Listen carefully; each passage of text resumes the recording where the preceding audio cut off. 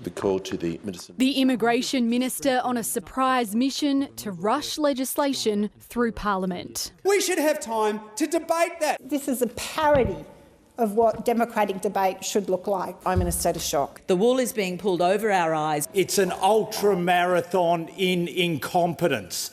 The government arguing it needs to urgently change Australia's migration law, holding early morning meetings with the opposition and crossbench and calling for changes to pass by tomorrow. The complete and utter lack of transparency. It stinks.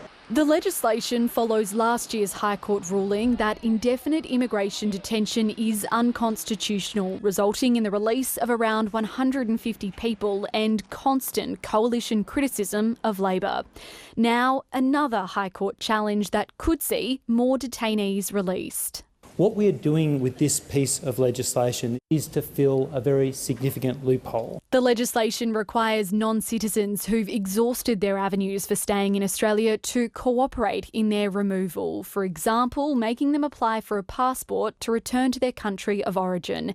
And in a move against Labor's own policy platform, those who don't comply will be given a mandatory prison sentence of up to 5 years. Examples of non-cooperation with the government's removals efforts have been going on for far too long. The speed at which it's trying to be forced through, which often means it can result in people's human rights being breached. If we make a mistake here, people may be sent back to countries and murdered.